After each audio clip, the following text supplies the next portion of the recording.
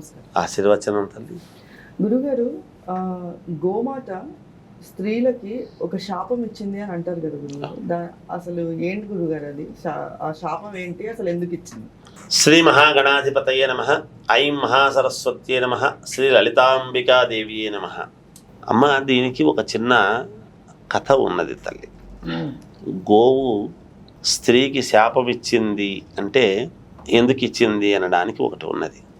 మొట్టమొదటలో ఆరంభంలో మామూలుగా ఒక వ్యక్తి, ఒక పల్లెటూరి అతను, ఇప్పుడు గోవు యొక్క పాలు మనం చెప్తున్నాం ఆవు పాలు అని. ఈ ఆవు పాలు అనేటువంటికి మనం ప్రతి పూజకు ఆవు పాలు కావాలని వాడుతున్నాం. అలాగే గోపాల్ అనేటువంటి ఒక రైతు ఉండేవాడంట. ఆ రైతు దగ్గర ఒక స్వచ్ఛమైనటువంటి తెల్లటి ఆవు ఉంది. ఆవులన్నీ స్వచ్ఛమైనవే.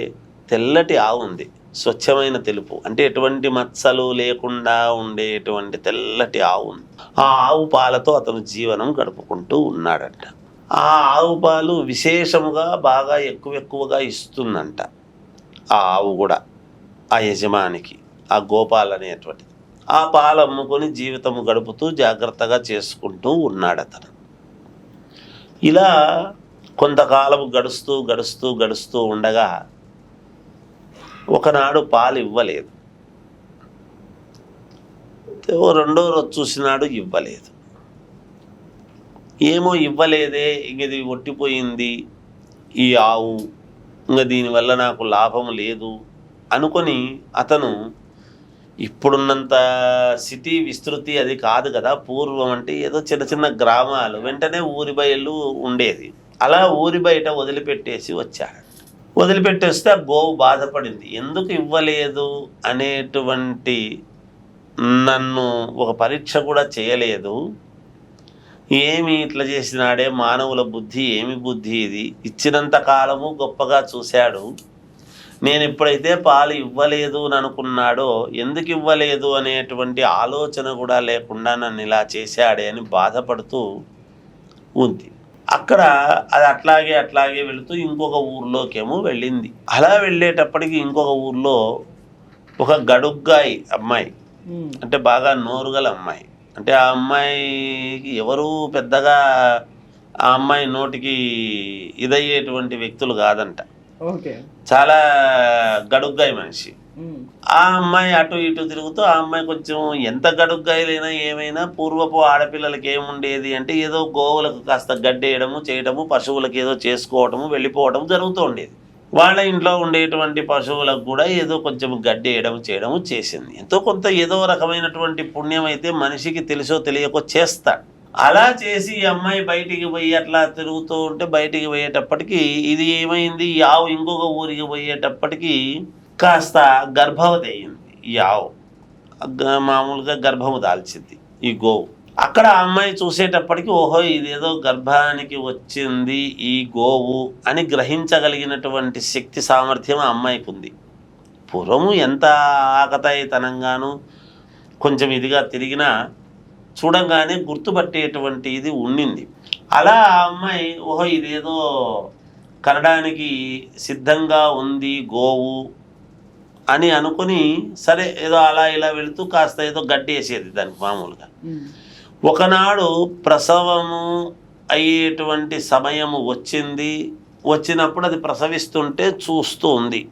ఆ గోవు ఇటు తిరగటము అటు తిరగటము, ఆ దూడ పుడుతూ ఉన్నప్పుడు మామూలుగా కొంచెం ఆవేదన చెందుతూ అటు ఇటు ఉంటే, ఈ అమ్మాయి ఆకతాయితనం కదా, కొంచెం చూస్తూ నవ్వుతూ ఇచ్చేస్తూ ఉంది.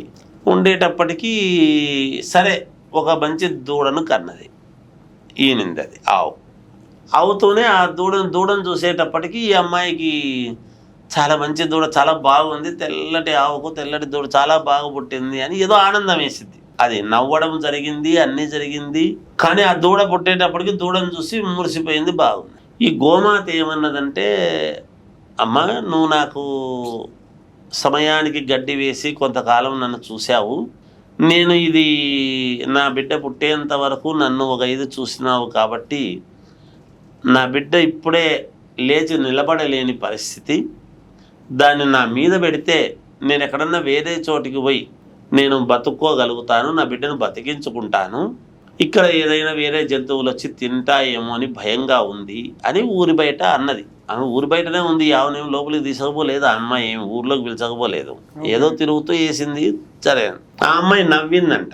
నవ్వి, నీ బిడ్డను నువ్వు చూసుకోలేవా, వేరే దానికని మాట్లాడుతున్నావు, అయినా కనేటప్పుడు అంత ఇబ్బంది ఏముంది, అట్లేముంది ఇట్లేముంది అని నవ్వి కొంచెం చేస్తే ఈ గోమాతకు బాధ కలిగి, నేను ప్రసవ వేదనలో పడేటువంటి వంతులో 10వ వంతు మీకు పడితే తెలుస్తుంది. ఇక నుంచి నేను ఒక ఇది చెబుతున్నాను, నా బిడ్డ 9 నెలల వరకు నిలబడలేదు అని నా మీద పెట్టమని నేను అడిగినాను.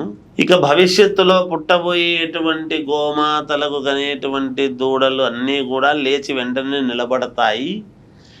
ఏ స్త్రీమూర్తికి పుట్టినటువంటి పిల్ల కూడా 9 నెలల వరకు లేచి నిలబడేటువంటి ఇది ఉండదుగాక, పుట్టిన 9 నెలల తర్వాతనే నడుస్తుంది, 9వ నెలకే నడుస్తారుగాక అని శాపం పెట్టింది.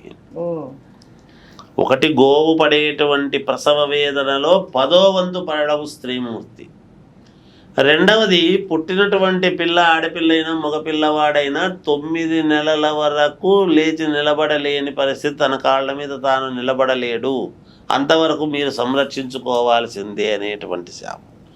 ఈ రెండు గోమాత ఇచ్చినటువంటి శాపము స్త్రీకి అని ఉన్నది తల్లి. దాని యొక్క సారాంశము అది. ఓకే, అందుకేనా? అందుకని మనకు పిల్లలు 9 నెలలు వచ్చేంత వరకు ఆ 9వ నెలల్లో పడుతూ లేస్తూ, అందుకే చతుష్పాదని గోమాతలాగా 4 పాదాలతోనే నడవటము, చేతులతో కాళ్ళతో, తర్వాత లేచి నిలబడటం అనేటువంటిది జరుగుతుంది గాక. అందుకనే పుట్టిన పిల్లలకు కూడా గోరోజనము, ఆవు పాలే తాపుతాం చిన్నతనంలో. ఇవన్నీ తీసుకోవాల్సినటువంటి అవసరము గోమాత యొక్క శాపము వలన కాబట్టే ఆవు పాలే చిన్నపిల్లలకు ఆవు పాలు దాపితేనే మొట్టమొదట్లో పిల్లలకు లోపల ఉండేటువంటి జఠరాగ్నికి ఆయుష్కు మేలు జరుగుతుంది గాక. అలాగే గోరోజనం అని తినిపిస్తారు పిల్లలకు. ఇది చాలా ముఖ్యమైనటువంటి ఇది అమ్మ, దాని యొక్క సారాంశం. జై